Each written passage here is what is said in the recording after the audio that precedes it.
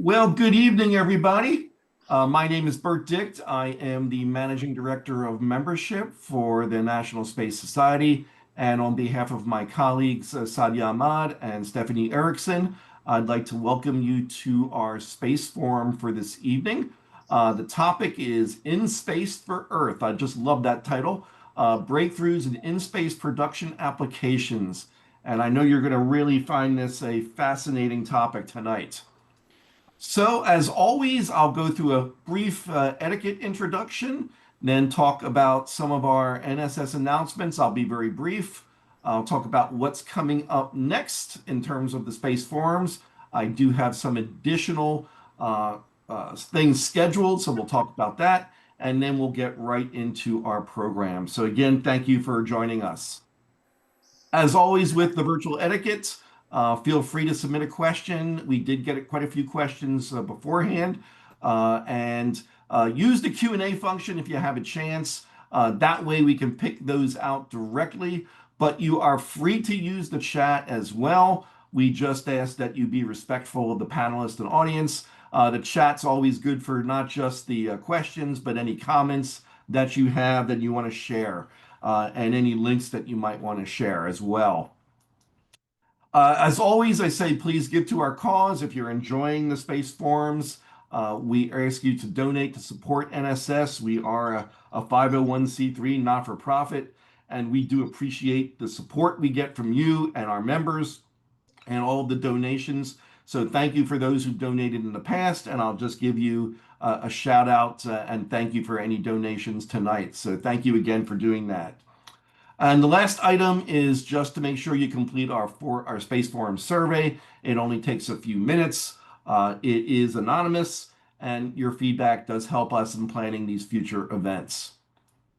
The one announcement I do want to make, and I'll probably be reminding us leading up to this event, is that we have our big Space Settlement Summit coming up on November 3rd and 4th.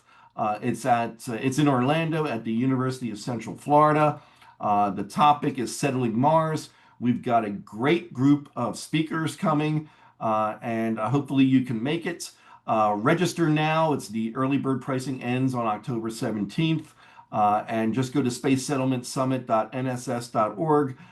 And if you have any questions about the Space Settlement Summit, please just let me know, and we appreciate. Hopefully, we'll see you there. We typically get. This is not like an ISDC, just to let you know. It's focused in on a particular topic, and it's usually around 100 to 125 people. So it's a much more intimate type of conference and workshop.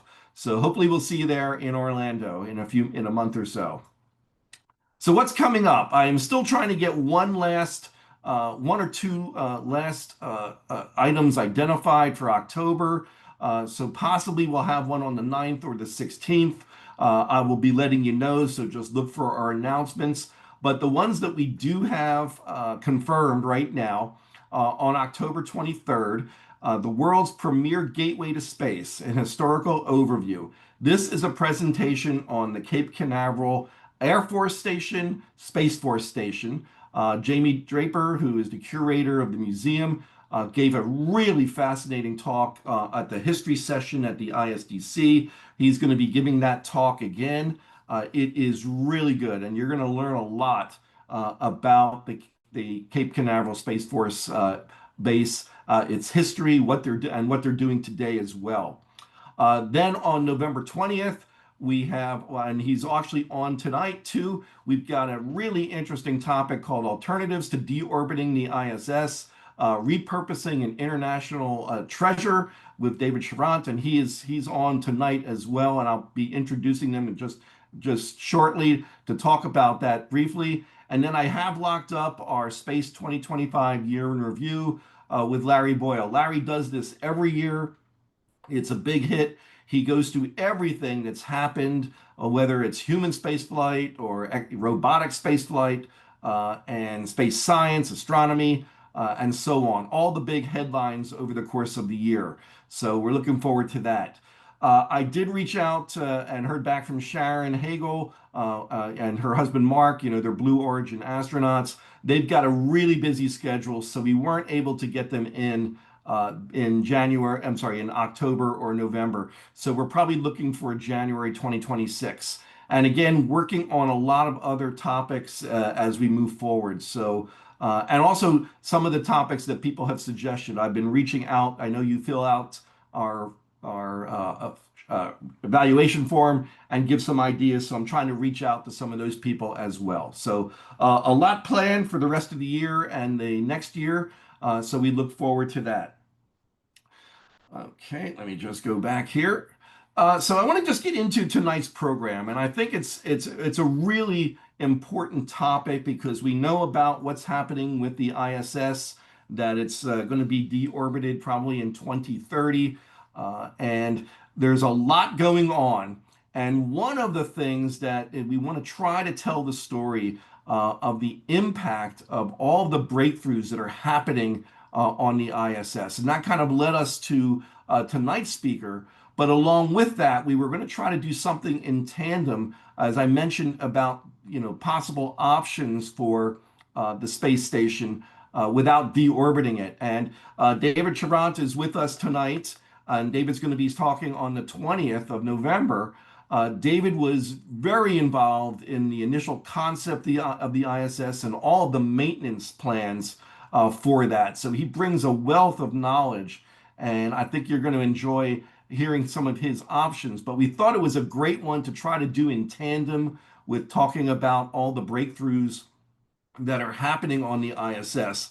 Unfortunately, because of scheduling, we'll have it in November, but he's on tonight to also answer a few questions and actually ask our speaker some questions because they have worked together. So my pleasure, David. Thank you for joining us tonight.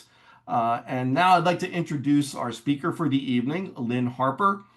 Lynn is the Strategic Integration Advisor to the International Space Station National Laboratory and NASA's InSpace Production Applications portfolio. Her career began in the space program in 1978, working on her first project on the space shuttle through the Boy Scouts Explorer program. And she has contributed to more than 100 different NASA-sponsored payloads flown on a lot of different vehicles and not just the ISS. But since 2019, she has overseen 10 investigations on the ISS designed to use and develop products with practical applications on Earth. And that's really what we're talking about here. So we're going to hear a lot more about that tonight. So both for David and Lynn, thank you for joining us. And what I'm going to do is stop sharing and turn the podium over to Lynn. Lynn, it's all yours. Well, thank you so much for the opportunity to be here and to share some of the latest findings on from the ISS. So let me see if I can navigate to the right spot. Can everybody see that? We see it, yes. All right. So this is all about InSpace for Earth. And in the process of putting this together, where we really began it about a year ago, one of the first things that we noticed was that the 21st century space program is being pioneered by small businesses. Even SpaceX started out back in the day around 2005 as a small business. And most of the projects you're going to see here that are really advancing the state of the art, they are either involve a small business or multiple small businesses have come together to do some remarkable things. So these are the exceptional results that were reported by U.S. innovators on ISS through 2025. And I just want to say we're going to be covering a lot of technical areas. The brilliant ideas belong to others. The mistakes are entirely mine. So just to start, where did this all begin? In about 2014, my organization, which is called the Space Portal, was doing a study for the chief technologist office And what we had proposed is to find out where gravity is impeding US industry. So we interviewed more than 500 CEOs, CTOs, and chief scientists, chief technologists of Fortune 500 companies. I live in Silicon Valley, so we looked at a lot of the high-tech firms in our area, talked with their people, and we found out that there were general categories that people were looking for where there was no end to the demand, which was more bandwidth, faster processors, greater energy efficiency, specific wavelength applications involving lasers, more processing power in smaller volumes, better performance in more extreme environments, and more effective pharmaceuticals and treatments. And almost everybody in the high tech field wanted atomic and molecular level precision. And so even in 2014, those demands were pushing materials and processes to the point where defects at the atomic and molecular level matter. And we realized this is where microgravity can help. 2024, we did a quick update and we took nothing off the list. And instead, we added semiconductors, quantum, regenerative medicine, and medical devices. So then something happened by the end of 2024 that increased the importance of developing LEO, something that I have seen hints at through my 40-year career, but we never saw anything like this. Microgravity delivered on its 50-year promise of applications that are life-saving and wealth-generating. So what's different now? Game changers, literally game changers. These are microgravity assisted applications that are delivering big impacts in very small packages at all levels of the organization of matter. That's a remarkable statement. These are technologies that are produced in space for Earth markets and medicine by important new players, many of whom you've never heard of, who are developing low Earth orbit and the industries of the future. So while most of the media attention is for the launch vehicles and for space stations and spacecraft, it's actually the payloads, the people, the projects, and the enterprises that pay for all commercial space transportation and in-space services. And if you're not doing a commercial project, payloads are the reason you're sending a person or object to space in the first place. And yet, when we do our LEO development strategies, payloads are very rarely at the table for those discussions, even though they're going to be a key player in the success of commercial ventures. In 2024, I had the privilege of seeing world-leading researchers, innovators, space payload developers provide compelling evidence that was obtained by demonstration on ISS and confirmed by independent experts. Microgravity processing significantly improved a wide range of high priority, high tech, biotech, med tech, materials, and products with life saving importance and wealth generating potential at all levels of the organization of matter, from quantum processes to human beings. That's a big statement. And then in 2025, the story got better. So let's just take a look at what it means at all levels of the organization of matter. Starting with molecules, we saw exceptional results across the board going back to 1973 in crystals that were important to pharmaceuticals, to industrial, to semiconductors. Going up another level to thin films, medical devices for artificial retinas. In alloys and photonics, the flawless photonics broke through. And 2 years ago, if you had asked me, can you do commercial scale manufacturing in space? My answer would have been no. Today, it is absolutely yes, we can. And in cells and tissues is where some of the most exciting and important results have occurred that is supporting and accelerating solutions for cancers and neurodegenerative diseases. And we'll talk about those a little bit more. So let's go back 10 years when Merck, this pharmaceutical giant Merck, was building its leading cancer drug called Keytruda. And for 10 years in the lab, you see on the left-hand side, can you see my cursor, by the way? If I move my cursor, can you see it? Yes, we can, Lynn. Okay, good. So on the left-hand side, this is the way for 10 years you saw Keytruda crystals grown. They're all different sizes and they're clumpy. And the reason that that's important is that different size crystals are going to be absorbed at different rates within a patient's body. And remember, this is their leading cancer drug. So what they were looking for was a way of making it injectable, and they couldn't find it on Earth. One flight on ISS in 2017, and the Merck scientists were shocked at the uniformity of the crystals, Keytruda crystals, they were able to grow in microgravity. It's what gave them the knowledge product that they needed to reformulate their leading cancer drug, Keytruda, into a form that can now be injected because the crystals are of uniform size. And so you can calculate the dosage based on the patient's body weight, physical condition, and other factors. And because instead of spending an hour getting an IV where you have to have the medical staff checking to see if you're being underdosed or overdosed, in the Keytruda from the space knowledge product, this is an injectable form. It takes 2 minutes.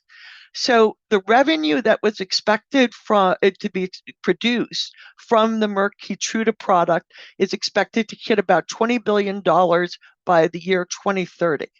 But in addition, it's expected to save an additional approximately $20 billion in cost savings for the patients, as well as the insurance companies and the government in supporting cancer patients. And this is expected to reoccur annually by 2030. This one knowledge product in 4 years will pay for the entirety of the International Space Station by itself. Then the story gets more interesting. This is insulin. Insulin has been made on Earth for about 100 years in the lab, and it also comes out clumpy and blotchy in different sizes. That's one ISS flight right there. That one on the right is one ISS flight. So why was this important? This wasn't even an attempt to grow crystals. This was the test flight of Redwire's microgravity pillbox unit, which is going to grow pharmaceutical crystals for the future. All they wanted to do was to get any quality of crystal just to test out the functions of the hardware. Instead, they delivered best-in-class crystals without, in this case, even trying. Then the story got better. So 40 years in the lab in Earth producing a semi-metal semiconductor composite by United Semiconductors and others. On the ISS in one flight, they got exceptional microstructure. That microstructure gave them unique material properties, and they got an absolutely incredible yield, as well as when they put these materials into devices, the gain in the improvement was significant. So by yield on Earth, after 40 years of research, the yield for this semi-metal semiconductor composite material is 5%. In space on the ISS in their first flight, the improvement in yield was 90%.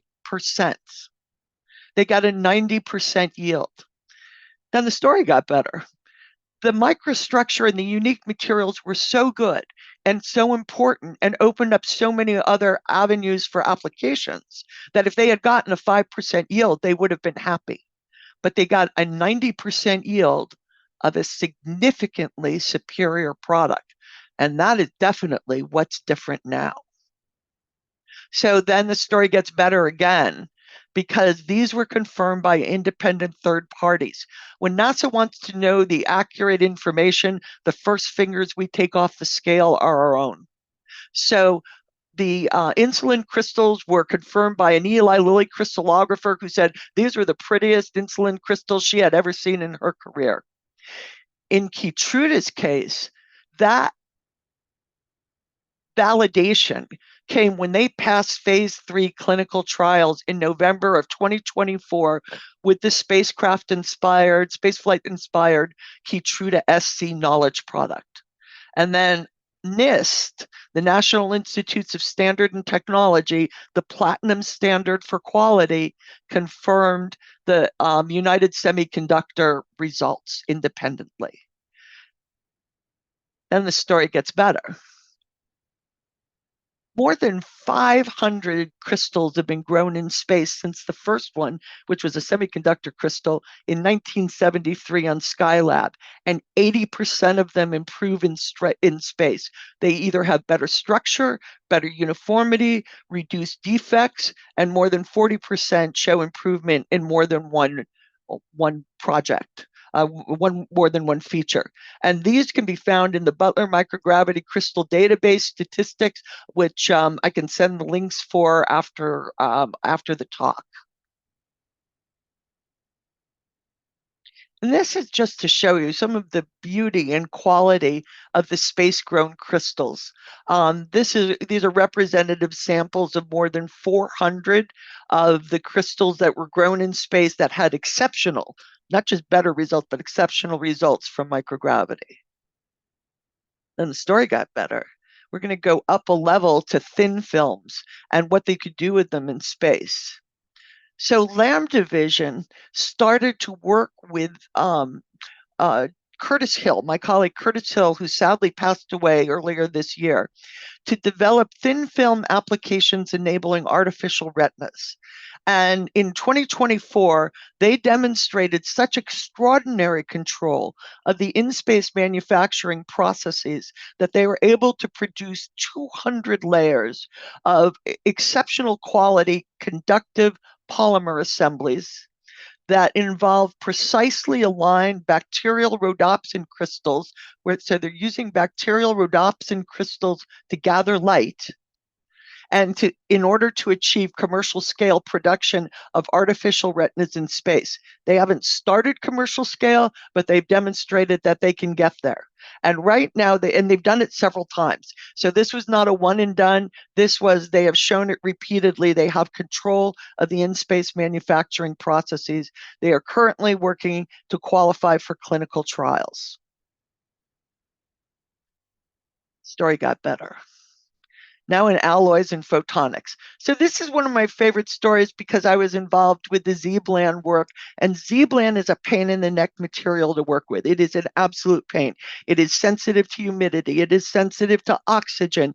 And in order to do it on Earth, they literally have to pull the fiber in a drop tower using microgravity on Earth.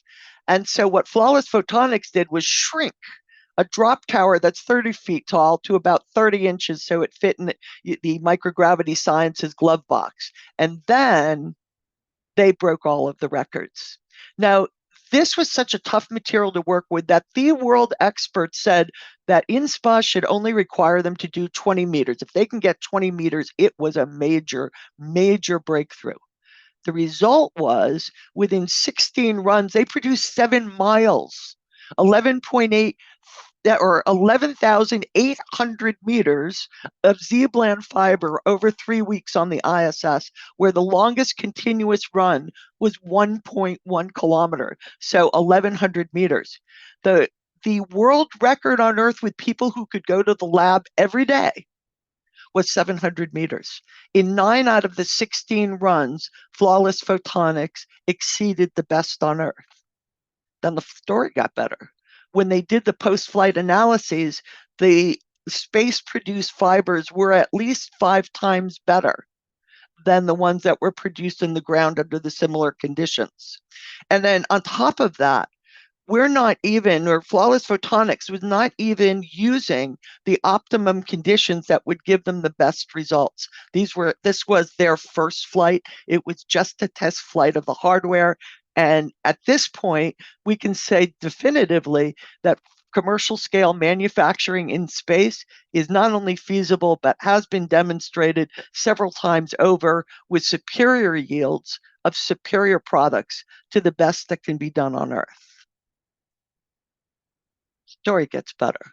We go up to 90% of new drugs fail in clinical trials. Now, this occurs because the animal the cell, and the computational models that we use on Earth to predict a drug's effectiveness and safety in the human body, they're just not good enough. The holy grail of a model system, a disease model, is to exactly emulate what happens in the person's body. If it does anything else, it can be medically misleading. Well, when disease cells and even healthy cells grow in space, they often assemble into more medically useful and informative organoids and tissues. So, an organoid is a collection of cells that starts to behave like an organ, and tissues are larger collections of cells that are now starting to behave as major parts of organs. But in many cases, these organoids and tissues from space exhibit much closer responses to human patients, and they do it a lot faster. So, gravity masks a lot of effects in cell cultures and systems. And by growing them in space, they were able to reveal new and important clues about some of the most devastating diseases on Earth. And space clues can accelerate medical solutions. So, this is the intersection of microgravity disease modeling, therapeutic development, and testing of therapeutics, using space to accelerate solutions for some of Earth's worst diseases. This is a Rebexinib. So, a collaboration among Aspera, small business, Axiom Space, small business, Space Tango, a small business, and UC San Diego Sanford Stem Cell Institute in a shoebox-sized facility on the space station saw the kind of accelerating aging and changes in hematopoietic, which are blood-producing stem cells in space of the kind that can lead to a form of leukemia. An important cancer gene in this is ADAR1. So ADAR1 helps cancer cells clone themselves, which you don't want to have happen, and they help the cancer cells evade your immune system, which you also don't want to have happen. So researchers discovered that ADAR1 induces cancer regeneration in Leo and accelerates stem cell aging. And they use this, the Aspera team used this to accelerate testing of a drug called Rebexinib, which they hope to be a kill switch for ADAR1. And the the researchers reported and published and was confirmed by independent experts that microgravity compressed years of the disease progression into a month on ISS. And here's what they saw. On the Axiom 2 and 3 missions, they used what's called a ADAR1 reporter. So when you see bright green, it means more cancer cells are expressing ADAR1, and that's bad. Dimmer green means fewer cancer cells are expressing ADAR1. In microgravity, the researchers compared an untreated control, that's the DMSO, with the leading cancer treatment, which is, I'm not even sure I can pronounce it, Readiness. And they found that under the same conditions in space, both of these were in space, that Rebexinib, which you see on the right-hand side, was far more effective in preventing ADAR1 from expressing. So in 2025, Rebexinib received FDA approval to enter clinical trials under the active investigational new drug status, in part because of the microgravity results. So this is a potential kill switch. Stay tuned. They're going into clinical trials, and we will know soon how well this works in real people. The story got better. So this is the first time in my career, my 40-year career related to space, where I read a post-flight report and I cried because the encapsulate did something that no one else has done in cell biology history in microgravity. While they did the normal standard test called omics, genomics, proteomics, metabolomics, epigenomics, and others, they did something nobody else did. They measured how far cancer cells that had been harvested from patients in 2016 for colon cancer, how far these cells moved beyond their point of insertion in microgravity. And something remarkable happened. They found that for 2 patients, so there were a total of 6 patients, for 2 patients, the cells barely moved at all. And that's captured over here. So the cells barely moved at all. But for 4 of the patients, they moved a lot. And what they found post-flight in a double-blind study was that for the patients whose cells did not move in microgravity, they did not get metastatic cancer, and they didn't within 12 months of the test, and they did not die of metastatic cancer. For the 4 patients where the cells moved a great deal, all of them passed away as a result of metastatic cancer. Now, why don't you see this on Earth? Why couldn't you see it in space? Well, on Earth, everything moves down. Those cells all move down, whether they're metastatic or not, in the direction of gravity. And so even the metastatic cells are not strong enough to fight that and let the researchers see it. Sometimes gravity doesn't let you see what you need to see. And this is one of the cases. When we presented it to 3 different oncologists, every one of them said immediately the same thing. If I could be sure that this was happening to my patient and I was giving them the wrong treatment, in other words, I was treating metastatic cancer and they don't have it, or I'm treating them for non-metastatic cancer and they do have a metastatic cancer, it would immediately change their treatment options today. And this is the report from the team. They saw a remarkably significant difference in cell movement in space for patients who developed metastasis within 12 months after biopsy. This was not seen on Earth. We went to our colleagues at the NIH National Cancer Institute, and they immediately said they want 100 more samples from patients that have a variety of different cancers and a variety of different medical conditions, different ages, different ethnic backgrounds, and so forth, to see whether or not this is always accurate. And so if successful, space would be able to support urgent medical diagnoses because you don't need to get these samples back. You can either do it through a reporter camera that tells you how far these cells have migrated, or by a crew member who looks at it and says, yes, they have either metastatic or non-metastatic. Story got better. Now we're going to open it up to a number of the nightmare neurodegenerative diseases. And these are all individual experiments by individual groups. However, they're all circling around some of the same phenomena using brain organoids in microgravity.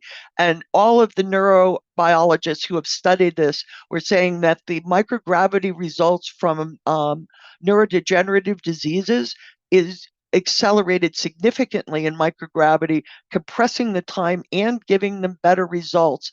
And these are relevant to Alzheimer's, ALS, autism, multiple sclerosis, Parkinson's disease, frontotemporal dementia, retrovirus pathways, and Rett disease. And in fact, in the retrovirus pathway, one of the researchers saw that in space, the brain organoids activated these retrovirus pathways, and they're showing inflammation like the retrovirus pathways. But the thing was, these were in organoids that were for Alzheimer's. These were for organoids that were normal, in other words, from healthy people, and they started to see it. So they looked into it more carefully, and what they found was that there is a mouse model for Rett disease, which is a nightmare disease for children. And there's a mouse model for it, and it has a death clock. So 2 days before death, there's a certain set of symptoms, and when they occur, death occurs in 48 hours. They gave antiretrovirals developed for HIV virus to the mice, and they stopped that clock. Now, the important part about this is that retroviruses and antiretrovirals have been developed for HIV. They've already gone through clinical trials. If they can help, or derivatives of them can help in any of these areas, it's a very significant advance. This is hot off the press. And again, we need 100 more samples in each of the cases to prove these cases. And then when you look at all of the results from ISS that we don't have time to report here, the story keeps getting better. This is just the current InSPA portfolio. We saw historically the first reprogramming of adult fibroblasts, which are adult stem cells, back to induced pluripotent stem cells, back to their embryonic state. And on their next flight, they're going to take them now and go forward and try to make specific organs. We saw people that had such fine control of the InSpace manufacturing process involving stereolithography that they're able to print channels where they're going to be putting growth hormones to enable severed nerves to be reconnected. In semiconductor devices, in specialty optical fibers, in therapeutics for cartilage and osteoporosis, all of these areas are showing extraordinary advances as a result of microgravity and extraordinary quality.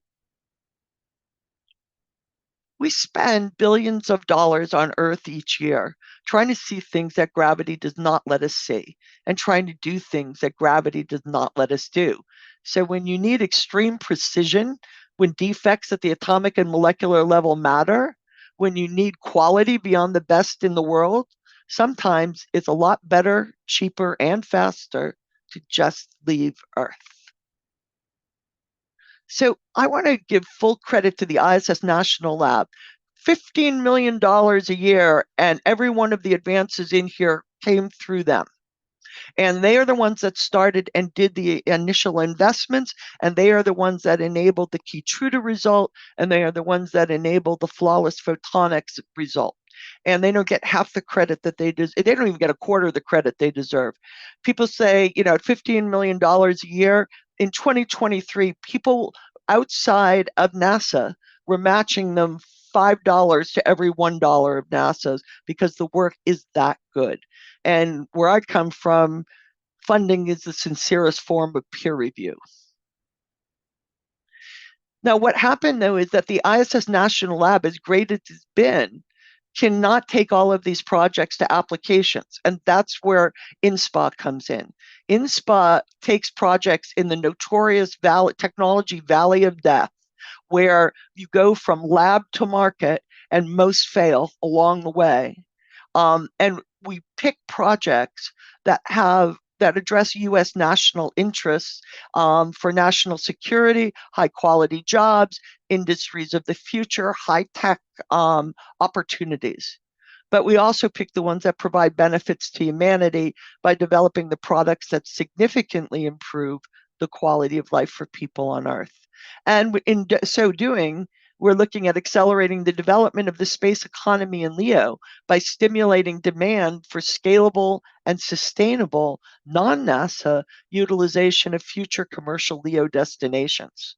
And the way that we do that is we invest in US innovators. We invest in America. And we are doing that to increase the national proficiency in space manufacturing throughout the US and using the ISS National Lab and InSPA funding for manufacturing development and demonstrations. And then for the successful ones that need upscale and need scale up for commercial levels, the ISS doesn't have the room. These have to go on CLDs. So this wonderful seamless partnership between the ISS and CLDs that's developing right now has been one of the most positive and exciting experiences I've seen in a long time. So this is the notorious valley of death and where everybody fits. All applications, every application stands on the shoulders of basic research. It really does. Nothing that we talked about occurred without a basic research background, usually from NASA's biological and physical sciences, as well as its space technology mission directorate. When you get to what's called TRL4, and you've got a component or breadboard in the lab and it's working, now you want to transfer it and start developing its application. And that's where you hit the valley of death. And the reason that you hit technology's valley of death is because in research, you can have a really successful experiment that only got 75% of the results. And it will be groundbreaking, publishable, and lots of things, good things will happen as a result. But in an application, you're either 100% or zero. I mean, think of a lamp. You can have 99% of the mass of the lamp. If you don't have the bulb, it's not working. So the reason it has to, so because it has to be perfect, has to work. You don't get a pass on anything. And in space, that's bad.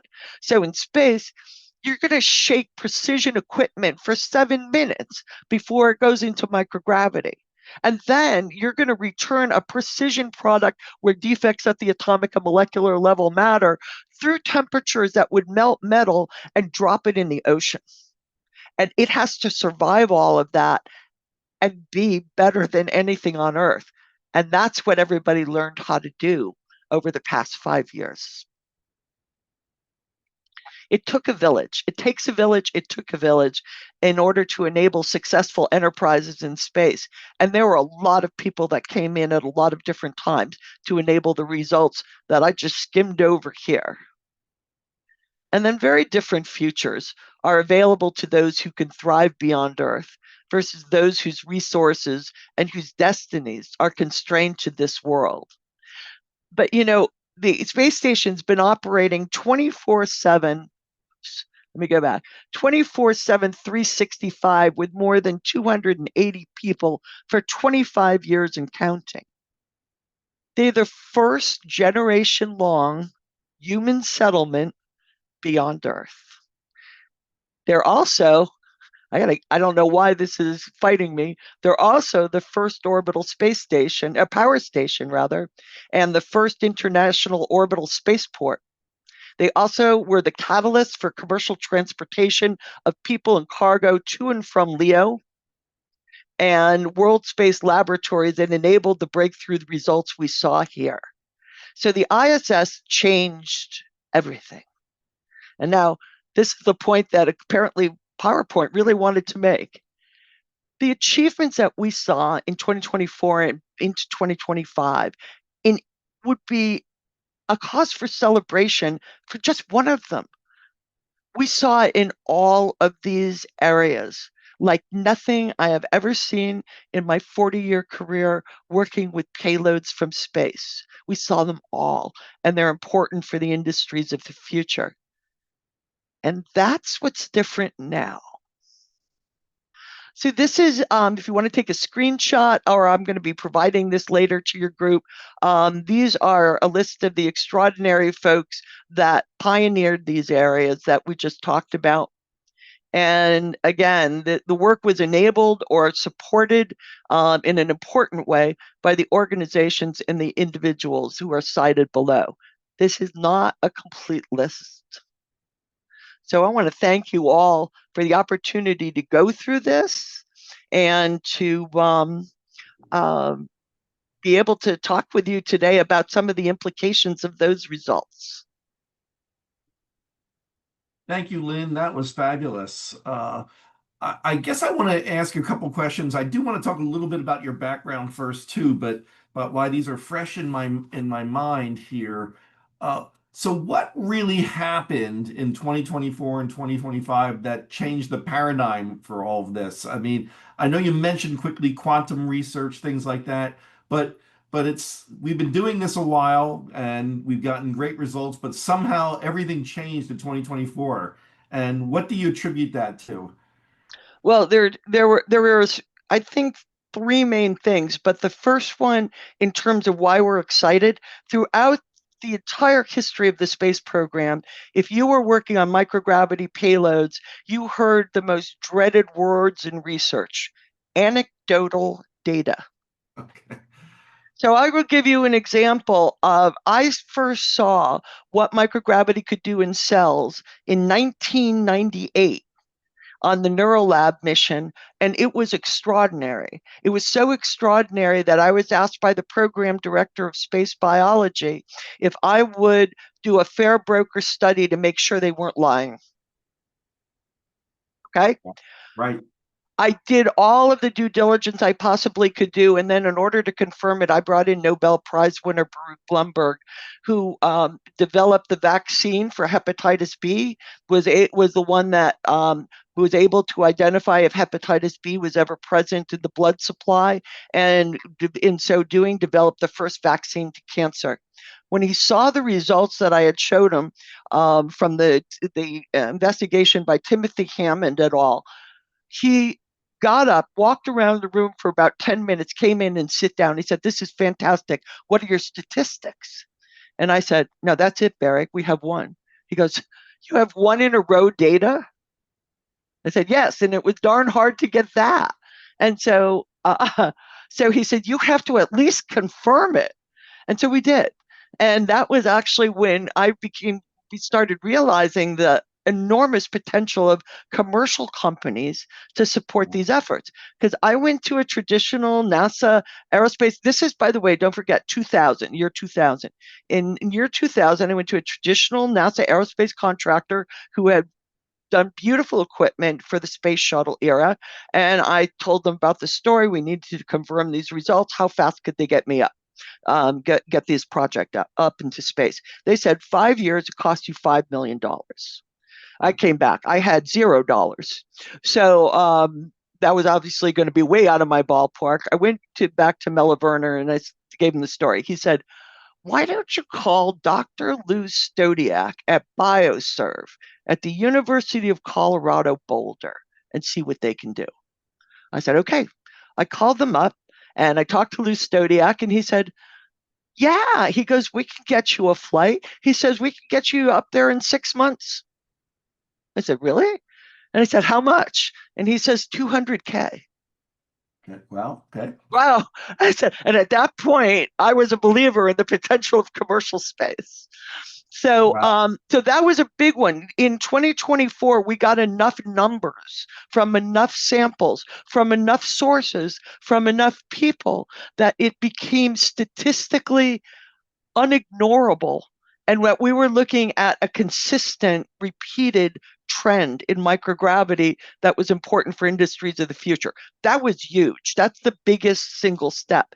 But the reason they got there is because the ISS was up 24/7, 365, and the teams could practice. I I don't know. I mean, we've had 4 billion years of evolution in a gravity field. It does not give us good instincts for working with microgravity. We made a lot of mistakes over the decades. We lost a lot of payloads. We got good at it. These guys are really excellent at it. And they had to be excellent, not just good, they have to be excellent. So that was the second thing that happened. And then the third thing that happened is that we decided to go after the applications. Most basic research can't afford to do it. And so they stop at TRL4. They stop before you get to the application stage. And we didn't.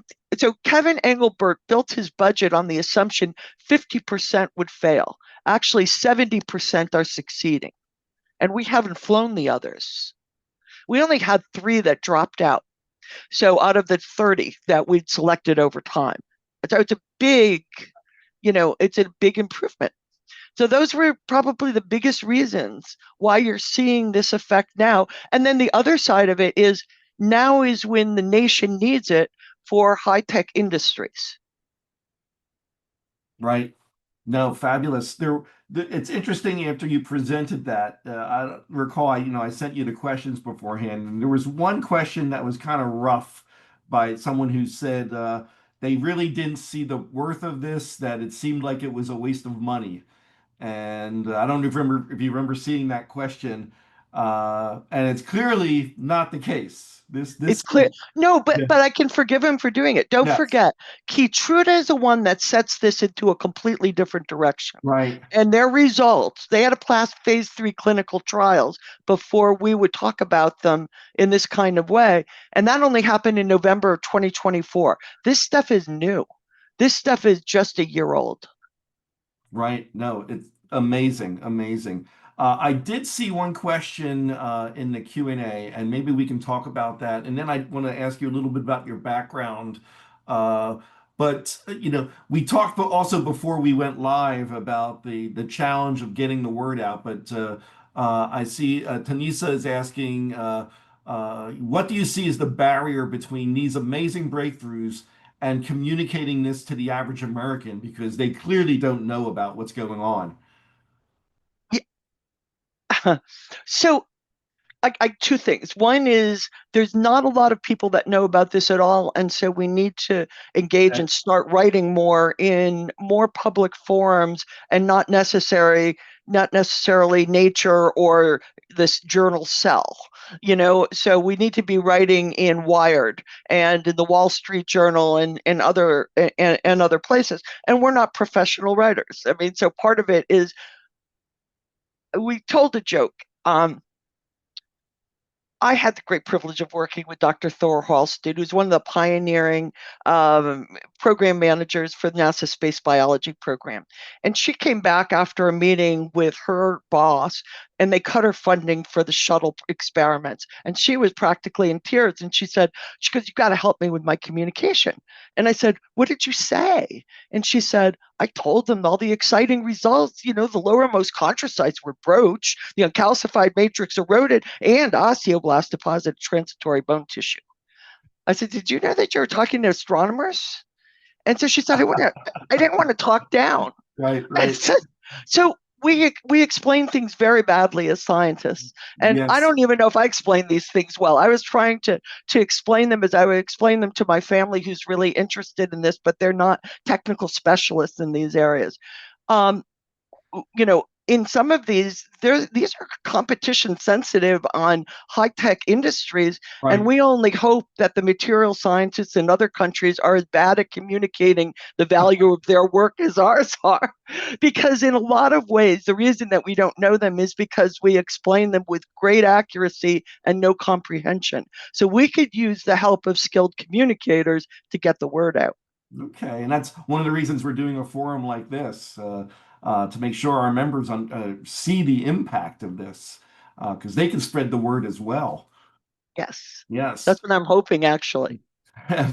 So you mentioned about being in space, the space program for about 40 years. What led you to get involved in the space program? So the first thing would be my father. My father woke me up when I was 5 years old and got me dressed up in my snowsuit.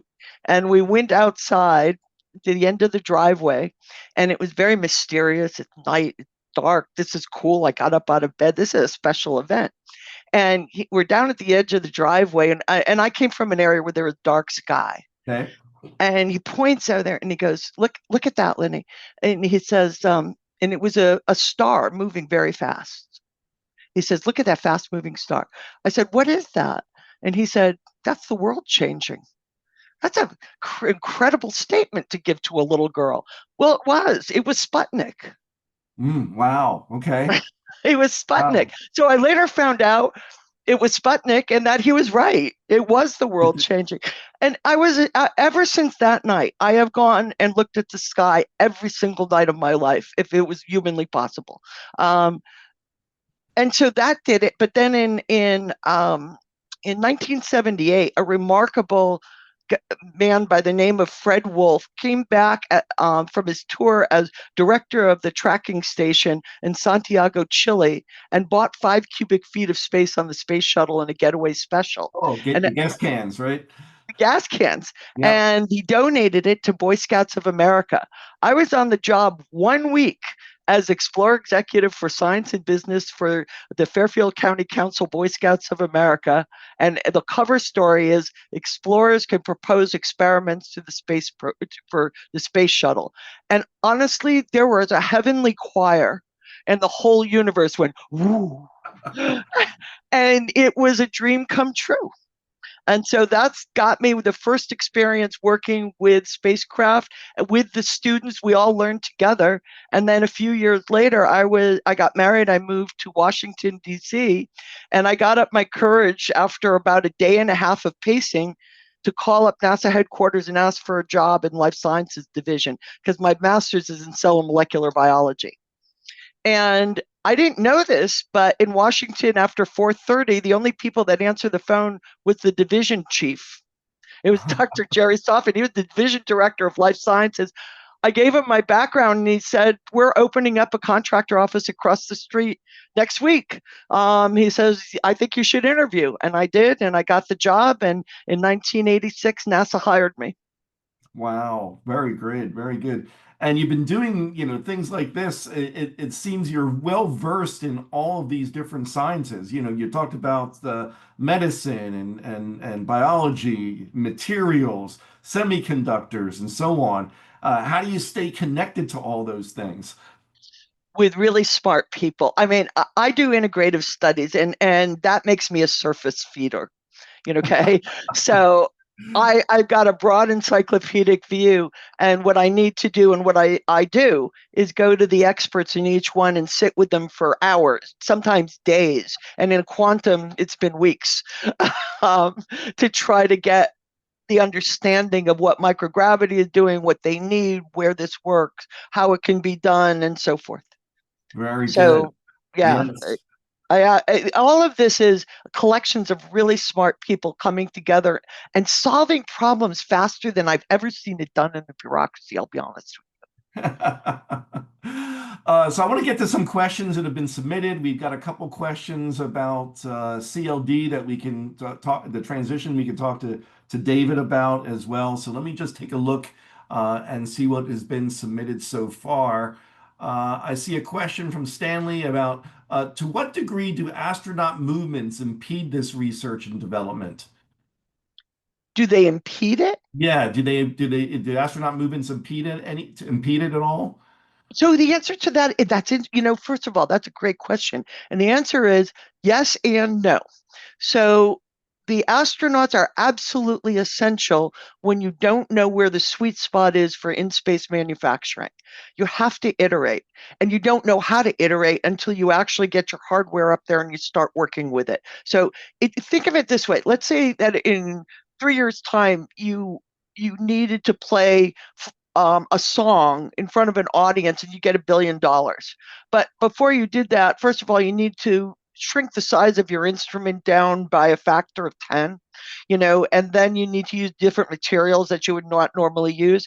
It takes a while, to get over that hump. And so that's one of the things that has to occur, and the crew lets you do that.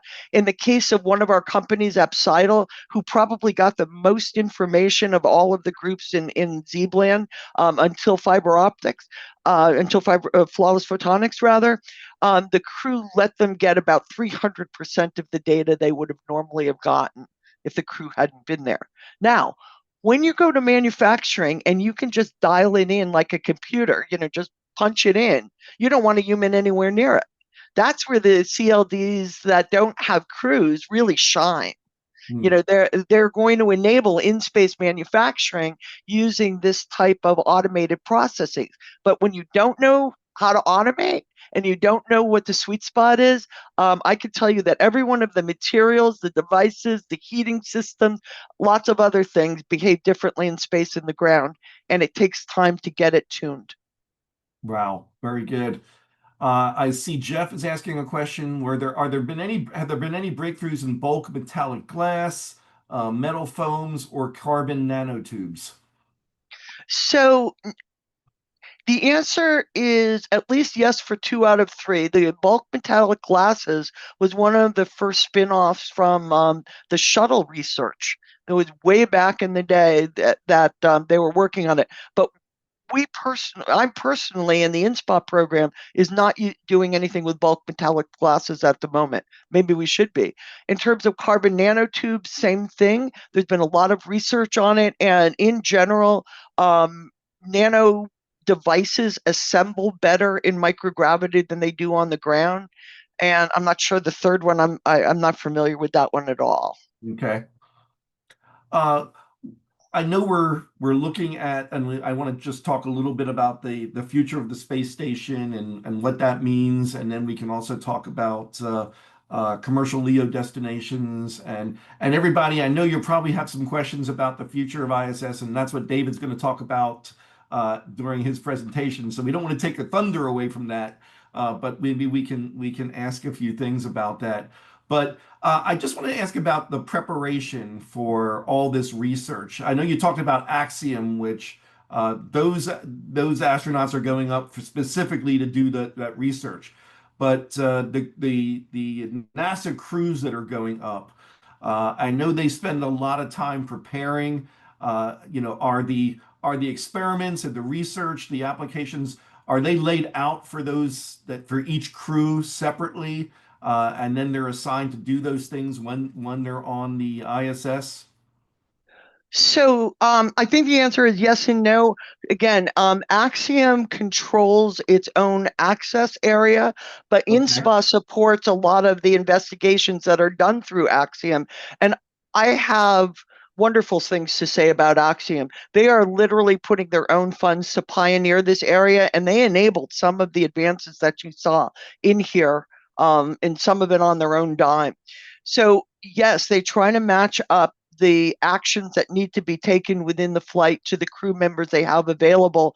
But if they can't do it, NASA will back it up and help to conduct the research with the crew that we have.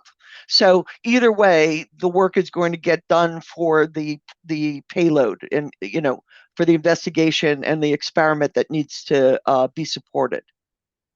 And Since I the think, by the way, Axiom is doing everything right. right, oh, They sounds are good. they have outstanding technical people who are doing outstanding technical work. It's interesting because a lot of people think of Axiom as, oh, it's a way for to get these other people to fly in space who are not professional astronauts. We think of it as a transportation system, right? I don't think people realize what they're doing up there. Uh, Right.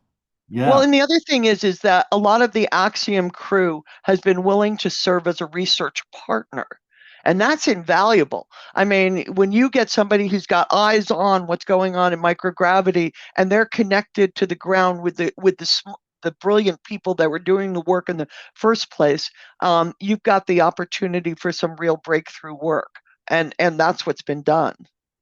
right, And right. by the way, speaking of that, I just want to add something in case people don't know. I clearly have vision problems. Also have hearing problems, and I have mobility issues, and I'm 73 years old. So I'm also just old. But I supported 70 live flight operations on the International Space Station from my bedroom on my laptop because space is that accessible. That's incredible. It Fabulous. is. And Yes, that accessibility changes everything because now whole teams can see what's going on. Uh, the space shuttle was largely black box experiments. right. You Fabulous. know, yeah, you flew it, you got it back, and you go, why did that do that? you know, Amazing. Where do you see the research going and the applications going over the next 5 years, assuming the space station is deorbited in 2030? Oh, well, it's definitely going to go in crystals, in disease modeling, in therapeutic testing, in Okay. semiconductors, in quantum, and in terms of and medical devices, the thin films, the cartilage injections, the artificial retinas, the nerve regeneration. I mean, these are amazing things, and there's more coming if we can ever turn the InSPA NRA back on. Right. Oh, I did see a question there. Is it okay for me to share these slides with our members? Uh, Yes. Okay, great. I saw a couple of questions. I figured I'd ask that one right away. Uh, so let me, I see David's there. So let me bring David in and just talk about these commercial space stations that are gonna that are being worked on now, and there are quite a few. Maybe you too, Lynn, will InSPA be able to work on these commercial stations? In a second. In a second, yeah. In a second. Don't forget, most of the stuff is shoebox size. We take Okay. it from here, we put it there. Most of them are designed plug and play because the people, payload developers, were that smart. And so it's just a matter of moving it from one place to the other. The biggest object that we're talking about here is the flawless photonics unit, and that's the size of a tall kitchen garbage bag. a garbage can. So these are small payloads that can move from one vehicle to another right now. Fabulous. David, on your thoughts? Yeah, well, I wanted to start with the idea about, well, we got a lot of people who are very excited about CLDs. I am, I'm sure you are, Lynn. Just to go back a little bit, could you briefly talk about the first commercial uh, paradigm for space station and experiments, just for that context? I'm sorry, say that Yeah, last. could you give our audience here a quick briefing about the workshop that you did? I remember when we talked about this workshop back in the early 2000s. Oh, right. Oh my gosh, that was so funny. So, my organization's called the Space Portal, and we conducted a workshop in 2005 called an Entrepreneurial Paradigm for the International Space Station Workshop. And for whatever reason, it got the attention of the NASA administrator at the time, who said, I never thought I'd see the words entrepreneurial and space station in the same sentence. But we brought together in that workshop supply, demand, and capital in the same room. And it's the first time they ever got together. And that was magic. It started Space Tango from Kentucky. It started NanoRacks. And it started a third one that I'm not remembering off the top of my head. And then it also set the stage for the ISS National Lab. And in fact, my organization also, the Space Portal, hosted the first ISS National Lab workshop. This is before CASIS. This was in 2007. So we basically brought in the folks that we needed to inform whether or not this is worth doing, how it could be done, and how it could be done in a different way. And it worked. It worked. In fact, I would argue that the commercial orbital transportation services concept and encouragement came out of that workshop as well, because we needed something that was far less expensive than the space shuttle if we were ever going to develop the commercial potential of these, of what we saw, as important payoffs for U.S. investment in space. Right. So with that in mind, given these extraordinary results that you're reporting now in just the last 2 years, what are the steps really needed to ensure that CLDs can take over all these functions without losing momentum or ending up in the valley of death? And then also related to that, what's the ROI argument for keeping ISS running until that handoff can be done well, done effectively? So let's take the CLD part first. Right now, InSPA is ready to transfer payloads to anybody that can fly them because we have a 2-year backlog on the ISS of payloads. Okay. So ISS is not slowing down CLDs. As soon as they're ready, we're ready to move into them. So the most important thing for the CLDs to do right now is to fly. And they're going to need to fly often, because let's take a look at the metastasis result. If you have metastatic cancer, if you have any cancer, and you get to go to space and determine what would be, or your cells can go to space and to determine whether or not you have metastatic cancer or regular cancer, you can't wait a year. You have to be able to do it repeatedly. So, in order to create market dependencies, your transportation system has to be dependable. And right now, I break up. I put vehicles and technologies in 3 categories. Category 1 is aspirational. They have not achieved their first flight yet. Okay.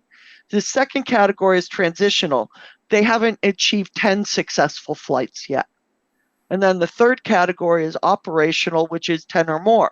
So right now we have Cygnus, we have SpaceX, and we have the ISS. And that's it.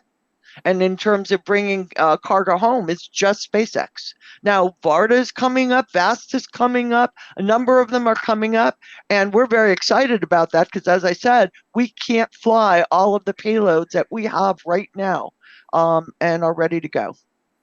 So that's the big one. And in terms of the ROI, we talked about Keytruda, which arguably is $45 billion a year in 2030. And again, if that kind of number in 4 years, they pay for everything that the US ever paid for in the ISS, the whole thing. Then it gets better from there. Now, when we took the InSPA portfolio and I added them all together, because every one of the InSPA projects has to do a commercialization plan, and they have to identify where they think they're going to be making money and how much. And these are evaluated by experts in the VC community and in the business community. So they're the ones that tell us, NASA, whether or not that business plan is believable. And so when we add up just the ones that about 75% of the InSPA portfolio, because some of them I couldn't figure out what they were saying about it, it came out to $14 billion a year. Now, the ISS is $4 billion a year. These are $14 billion a year. And if we turn the InSPA NASA research announcement back on, we can start this pipeline running again. So, yeah, I think the ROI, the math is solid. I've run it by a lot of different people that have more expertise in economics than I do, and it looks solid. Okay. I know we're getting Dave, I know we're getting close to time. I'd like to see if we go through a few of the other questions. Is it okay to go a little longer, Lynn? You're good? Yeah, because I don't think I've ever seen so many comments and questions, so it's they just keep coming. So let me see another question from Jeff. How does the National Academy's decadal survey for biology and physical sciences affect applications? Do you support their recommendations for funding research campaigns for in-space manufacturing? So, yes, you should have research campaigns. Absolutely. For the most part, the National Academy does not address the applications. I think we're going to need a separate study for that, especially after 2024 and 2025 results. They were unexpected for everyone, and they're a lot bigger and more important than we thought. But research campaigns is the right answer. People need to fly something, learn from it, come back, fix it, do it again, until they hit the sweet spot that makes the quality so superior that it's worth doing in space and you can repeat it. Yeah. Great. Sarah says NASA has taken a let the commercial companies approach, let them figure it out. I think NASA has to prepare them. Isn't it clear that they are stepping back? Why is that? We're stepping back and stepping forward. So if you get selected for InSPA, they will assign a technical monitor like me whose job it is to help your company succeed in the space endeavor. And I'll bring in all of the subject matter experts I have in my network to help them. And then I'll take them out of the equation so it doesn't get in their way either. So a lot of the commercial companies are just doing things that nobody else has done. They are really extraordinarily innovative. And so we don't want to get in the way of that innovation. But on the other hand, they just don't know, some of the space flight stuff. Like, for example, when we were talking to a cell biologist, and the engineer that's doing the payload development says, we're going to have the launch stress. You got a problem with launch stresses? And he's shaking this bottle, and it goes in laterals. You're going to get laterals from, the vibration and all of that. And the cell biologist looks at it and he goes, the cells change if you breathe on them. Yeah, right. So you had to learn, everybody had to learn how to get over that part, Right. and how to start their experiment in space and control it. So, yeah, it Right. was, and they did. Okay, John is asking, how can we get the massive number of people who have no clue to come together to understand that this is the type of research that should be funded by the U.S. government? Ooh, that may be one. That one may be above my pay grade, but doing this, Yes, yeah, literally, I mean, I will talk to anybody about this because I do think it's that important. And so, yeah, we're sending out people all over the place to try to make sure that folks have the decision makers can't make an informed decision if they're not informed. And so we Right. need to be able to provide that information, and not just us. I mean, in some ways, NASA saying space is good is like a mother saying, my child is smart. You know, we're a little Right. biased on this. So we need people to speak from the outside. This is a question that maybe might go to Dave. How much would it cost per year for a company to continue operating the ISS after 2030? And does it need any repairs or maintenance to keep it operating? Well, yeah, that's a good question here. The current budget, I understand, is between $3 and $4 billion, or has been. Part of that is for maintenance. I think less than 1 billion, maybe 800 million of that is for maintenance. A lot of it is for the crew transportation and cargo transportation and the communication systems. So those are the things that are the costs. But we've also got what it takes for the maintenance. Well, we've got a leak. We know there's an air leak on the Russian segment, and that perhaps is time to replace that Russian segment with one that is a new one, maybe a commercial upgrade to take its place. Something does need to be done about that, I believe. But the station was designed for indefinite life with maintenance. I led the team that came up with that concept and implemented it into the design. It's not necessarily spec'd that way, but that is how it's designed. So everything that is on it can be replaced or repaired in place through orbital replacement unit changeouts, through rack changeouts, and maybe with the case of the Russian module, the module changeout. We need to be able to handle those modules and do things like that. But it's all what it was designed for, that as long as it's economically viable and it's advantageous to keep maintaining it, there's really nothing that would prevent it from being able to be properly maintained. It was designed like a B-52 or an old Mercedes diesel. I've got one of those with 455,000 miles on it, and it's reliable. But it takes some maintenance, but it's certainly feasible. So it's just the economics and the Right. will. We'll hear more about that during your talk. So look forward to that. Samarth asks, so can any kind of experiments based on biochem or pharmatics be done on the panels of the ISS? I don't know if I read that You mean correctly. like the solar panels, to put them on the solar panels? Maybe so, or maybe external, maybe outside.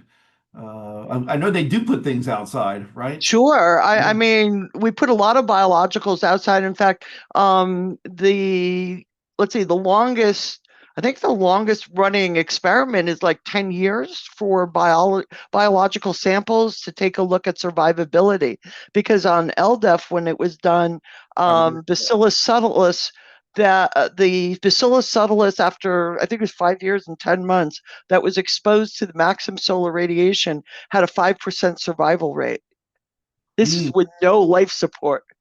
The, wow. the bacteria under them had a 95% survival rate. So, when we talk about, transferring and sterilizing vehicles for planetary exploration, we really just kill the weak ones. Right. I see just a comment from John. He's been in medicine for 47 years, and he sees that this research is without a doubt the most important thing for the future of medicine in the USA. Uh, Thank you. yeah. Jay is asking, can you please explain about plant growth on the ISS? A little bit. We don't actually have any experiments in InSPA. I just studied it because it was cool. So, as you know, plants are one of the most gravitropic organisms that you've got. The stems grow up against gravity, the roots go down, in the direction of gravity, and the overall plant turns. So, in microgravity, one of the structural components of the plant called lignin is almost not produced at all. And this is a interesting and good thing because, paper making, the biggest environmental toxin byproduct from the paper making is lignin. Mm, And so if you can develop and get the genomic recipe for a woody plant that doesn't have lignin but still can be used for paper products, it's a big deal. Plants are very cool. I think it's one of the underrated researched areas. One of my colleagues asked a really interesting question. We know that the plants aren't making much lignin. What are they making instead? I don't know the answer to that. I'd like Right. to. Let's see. Martina is asking, I love all of this, very much in line with my professional interests for dual use technologies and R&D to advance human health in space and on Earth. Do you have any suggestions on how someone like me maybe get more involved? And do you have any thoughts on where funded opportunities may be available in the current environment? So one of the places that we've really gotten a lot of help on is through SBIRs.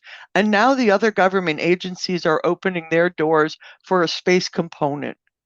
And so I would be alert for those every year. So NASA is doing something different in their SBIRs this year. They used to have a call once a year. Now you can propose as the proposals come in, and they'll deal with them at certain times of year in order to make selections. Be on the lookout for NASA research announcement for the InSpace production application portfolio. That would definitely be one of the areas. The Human Research Program often has announcements. Right now, I don't know where everyone's announcements stand because of the budget situation. So I don't know how to answer that entirely, but I expect that we're going to be able to open the doors back up for a much bigger, I'm praying, a much bigger budget supporting these types of advances and with many more opportunities for new innovators to come in. Great. I see just a comment from John. He wrote a book in 2011 about the gas can specials, indicating that that there were many things in space that had a direct influence on the things on Earth. So he said, great story about Sputnik. And he and his brother used to lie on a haystack out in the back of the barn and watch Echo fly over in the 1960s. So very similar. Yep, Let's I see. saw Echo too. Tell Star Echo. Yeah. I'll get a few more in before, and everybody will close everything off at about 10:30 Eastern time. So we got a few more minutes. I'll try to get as many in as I can. And there are just so many comments. Lynn, I might follow up with you. I might save these questions and follow Sure. up so we can get a few of them answered after the fact. Let's see. Dave is asking, have there been any space-based improvements in the clean energy sector? For instance, better performing solar panels or nuclear fusion technologies. I don't know if you can address that, or maybe David can. No, I really can't. That's not my area. So Dave, if you can Well, comment. I know you had the Butler study, was it, that had all the different crystals that had been studied, and I know I looked through it, and it appears to me there should be capability there for solar panel Yeah. improvements, but I can't say that I'm aware of anything really Mhm. concrete that's been studied on that. I think that would be an excellent area for research. Right. Very good. Manny says, hi, Lynn. This is Manny. My oldest daughter has become an MD, PhD in pediatric oncology. He can't wait to share this with her, all the results you shared here. So he was just not aware of it all. So that great. That's great. Let's see. Jay is asking, what are your insights about quantum research on the ISS? Oh, I actually can say something intelligent, and it took me a long time to get here. So my background's in cell and molecular biology, so I would say take this one with a grain of salt. Except after really weeks of quantum physicists being kind enough to sit with me and try to explain things, I came down to this: they don't want any defects that they don't engineer themselves. Period. And the only place where you get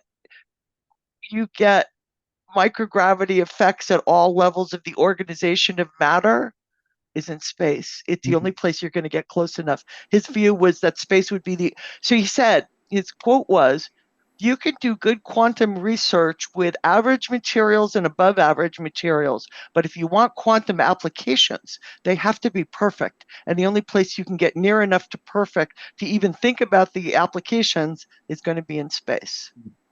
Right. Yeah, and that actually kind of leads to one question that I saw about the long-term picture of U.S. leadership in the field, and how these decisions of what we do coming up in 2030 is potentially going to affect that.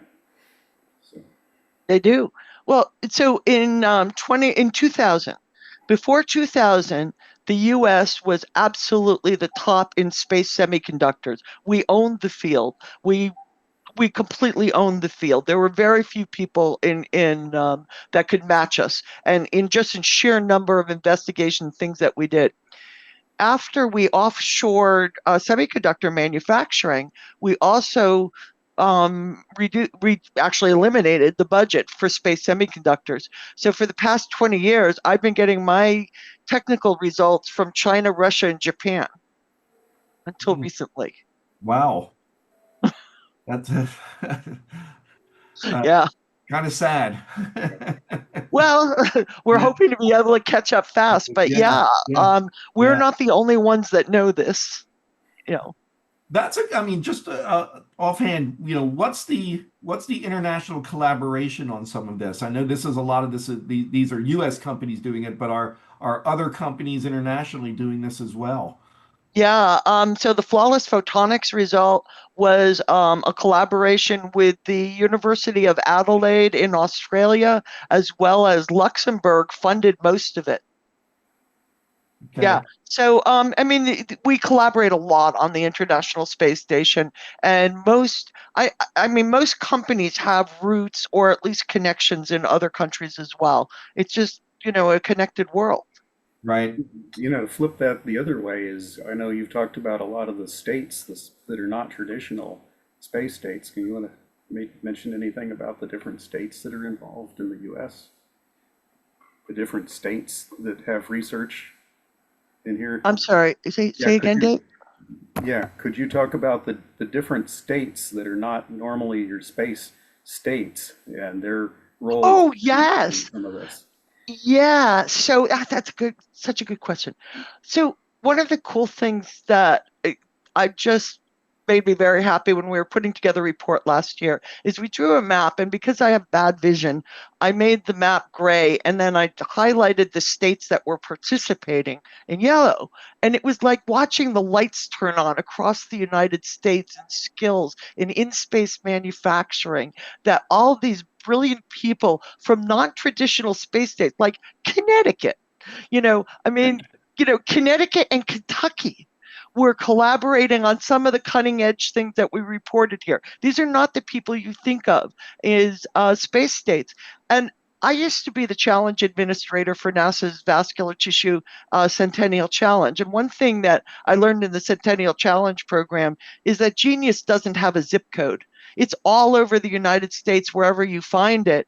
And that what we need to do is empower these brilliant people and give them the tools for working in space. Because one of the things that we're opening up is a new industry called remote manufacturing. We're doing all of this manufacturing remotely. So people don't need to move to go to their jobs. We can be using the tools that the internet provides and be able to do these types of remote manufacturing in other areas of the country, developing skill sets and so forth, that are really the backbone of industries of the future. So let me get a couple last questions in here. Question from Jeff. Do you have any data on the research applications and results being done on the Chinese station? So do I know some of them? I know them in general. I've read them, and they are doing a lot of really excellent work. I mean, I will tell you point blank, they are doing great work. This is a technically sophisticated society that has been working in space, and they are eking out every bit of information that they can. And they're doing great. They're working on semiconductors, they're working on biology, working on biotech, working on medical advances, and they probably are doing more work than we are in plants. Okay, great. Let's see. Any guidance? This is from Bryce. Any guidance or tips for founders garage level startups? One that is bootstrapped with a passion, equipment, and ideas. You're going to need that passion. Um, Definitely, you want to get support from the SBIRs and some of the other areas to prove your development. I mean, it is tough for startups. I I grew up in a small business, and most of these are being pioneered by small businesses, and they are doing the jobs of 3 and 4 people for each of their employees. They really are. So I would say you do need your passion, and you must be ruthlessly honest about what the data are telling you. Let the data talk to you and be ruthlessly honest about what it's saying to you. Just you don't have any room for guessing. And so I would say build fast, test soon, and fly as fast as you can, fix it later, refly, and that's a kind of cadence that's going to let us get even more breakthroughs than we're seeing right now. Well, we've seen it with like Made in Space, right, Lynn? Made in What's that? Space. We've seen Yeah, that. well, right, Yeah. they did. They broke through all of the barriers, and then they were bought up by Redwire. So Redwire bought up Made in Space and TechShot, who were the two of the pioneers. TechShot through the shuttle era, and of course, Made in Space was famous for the first in 3D printing in space. Very good. There was one last question, David, I have for you, and then Lynn, I'll just close out with asking some final comments for you. And maybe you'll want to address this when you're doing your talk. The question is there a plan to strip parts of the ISS to be repurposed? I'd say yes and no, and that's a good topic for another session. Okay, very good. Yeah, we'll save that for the next time around. So it's been great, Lynn. I just want to see, do you have, in terms of where we are now and where you see us going, how excited are you about the potential here? Because it seems like we've made great strides recently, and we can, and you say, I love how you're in your slide, you said, and the story keeps getting better. So do you see that happening? Yes, I do. I do. And it's really wild. I mean, I wish I could have shared the experience with everybody of 2024 when first the cancer result came in, and then flawless photon, that was January. February, flawless photonics breaks all the records. March, you've got the breakthrough for the crystals, and on and on and on throughout the year. It was wild. And I think this is one of the most exciting, it is the most exciting thing I've ever done in my career. And I think we're at the floor. This isn't the best we can do. Yeah. This is the floor. This is the first we've done. We're going to get better from here. Right, right. I see a couple of hands raised. Okay, should we do it? I see Larry Ahern has a hand. Larry, you want to ask your question? Can you hear me? Yes. Yes. Yeah. I just want to ask Lynn like this. Next year, I would call should be even better like that. Would you be available the weekend after Memorial Day to be a speaker at our ISDC? Sure. If I can travel or if you let me do it virtually or record it. Yeah. I'm not that portable for travel. But I would, I'm your tax dollar at work. If there's anything that I can do, let me know. Great. We'll figure that out, and Yeah, we'll get you back for another one of these space forums as well. I'd love to. Okay.